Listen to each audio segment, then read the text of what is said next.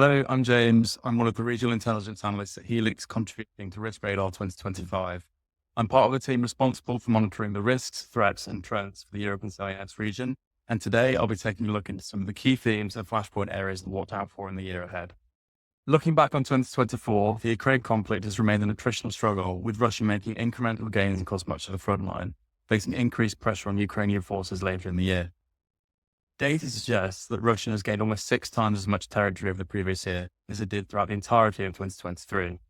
Despite Russia's advantages in material and personnel, fighting is likely to remain focused over control of territory along the eastern front line over the coming months, as both sides seek to maximize their leverage ahead of potential negotiations. Another significant development in Ukraine is the involvement of North Korean troops assisting Russian forces in the Kursk region. The Biden administration also finally authorized the use of US-supplied long-range weapons to strike targets of Russian territory, a decision which prompted an inevitable increase in escalatory rhetoric from the Kremlin, as relations between the West and Russia are near an all-time low. Elsewhere, over 140 people killed in Moscow in March, showing an attack claimed by Islamic State Khorasan province, marking one of the largest coordinated terrorist attacks to target Russia.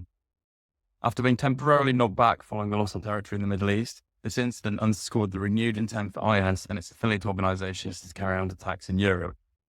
A number of threats were directed at high-profile public and sporting events in Europe ahead of the Euro 2024 and the Summer Olympics. Several extremist incidents have since taken place in Western Europe, including a notable attack in Solingen, Germany, claimed by Islamic State. This highlights the renewed capability for extremist groups to inspire low-factor attacks. Trend suggests that ongoing tensions in the Middle East are a definite driver for the increased threat made by terrorist organizations in Europe. We saw continued evidence of growing support for the far-right and populists in Europe over the previous year. The European Parliament elections saw parties which were widely perceived as far-right make gains in France, Germany, and Italy. Far-right parties owned the largest vote share in 5 countries during the EU elections, while placing second and third in another 5, mainly at the expense of Liberal and Green parties.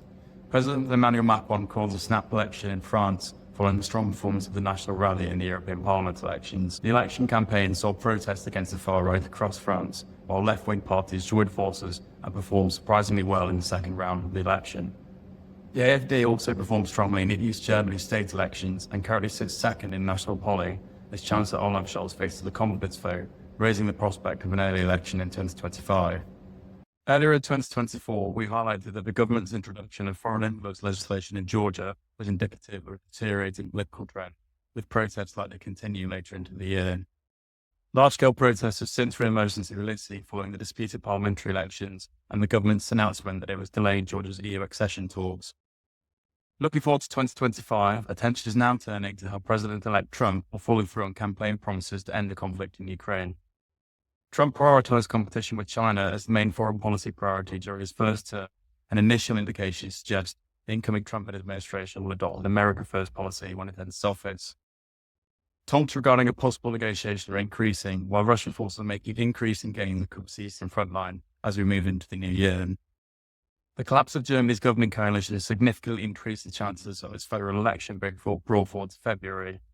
The Eurozone's largest economy now faces both political and economic uncertainty moving into the new year. Following strong performance in East Germany state elections, the AfD sits second in national polls in what will be a key election on both the national and regional level.